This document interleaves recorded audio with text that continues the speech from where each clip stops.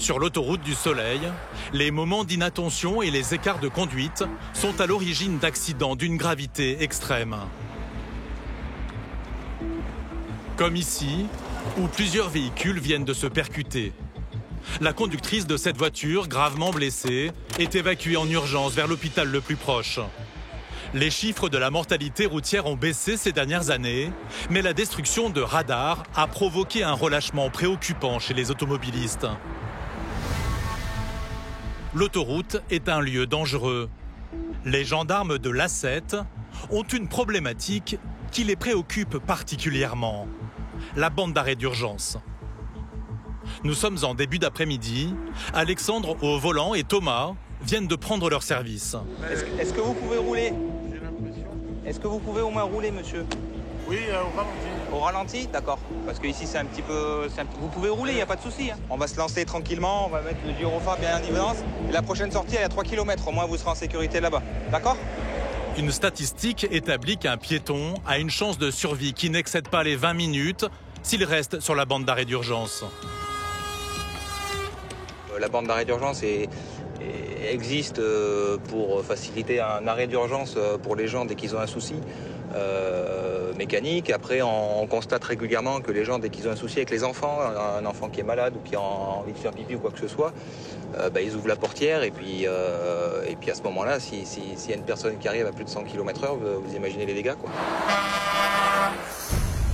La consigne à appliquer en cas de panne ou de tout autre incident est claire. Une fois son véhicule signalé aux autres conducteurs, il faut s'installer de l'autre côté du rail de sécurité. Vous avez eu le bon réflexe déjà? Qu'est-ce qui vous arrive, messieurs? Vos collègues qui sont déjà passés? Ils sont déjà arrêtés? Ils sont déjà arrêtés, oui. Ah, c'est bon. Du coup, ils vous ont donné les consignes? Ok, voilà. Bon, c'est parfait alors. Si tout est sur site, ok, on vous laisse patienter bien de ce côté de la barrière, c'est parfait. Bon courage. C'était dangereux, Alexandre, ça? Oui, c'est pour ça qu'on s'arrête, parce qu'à partir du moment où on a des piétons sur l'autoroute, c'est très dangereux avec les camions qui arrivent. Donc on essaie de sécuriser au maximum les gens. Vous êtes toujours en permanence à reculons? Toujours. Il faut toujours faire face au trafic parce que les gens sont absorbés à faire pas mal de choses. Et des fois, ne pas faire tout sauf conduire. Les véhicules qui frôlent les voitures immobilisées en bord de route ne sont pas les seuls dangers. Il y a aussi ceux qui circulent carrément sur la bande d'arrêt d'urgence pour échapper au ralentissement.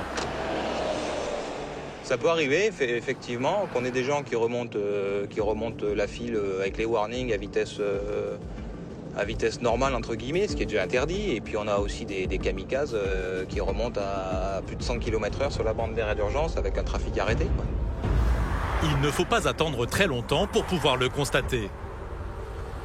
Ouais, c'est typiquement le genre de client. DX, celle-là, DX 740. Je pense qu'elle est arrivée sur la bande d'arrêt d'urgence. Donc on va la surveiller et on va regarder. Une berline grise zigzague dangereusement juste sous le nez des gendarmes.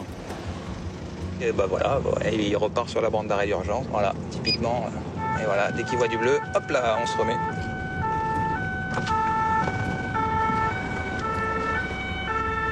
Des infractions quotidiennes pour Alexandre et Thomas. Bonjour monsieur, vous nous suivez s'il vous plaît?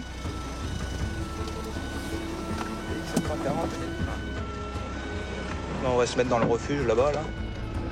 À bord de la berline allemande, Bonjour. 3 hommes un peu trop pressés. On vous contrôle par rapport à la circulation sur la bande d'arrêt d'urgence? En fait, je peux m'arrêter, j'ai un peu de Bah, vous avez l'air. Pourquoi vous n'êtes pas arrêté à l'air? Vous passez à l'air? Bah, on sort du nerf, nous. Vous voyez, vous avez l'air qui est 500 mètres derrière. C'est moi qui s'est abîmé pour Ouais, la crevaison, on ne pense pas trop. Le pneu, je viens de le réparer.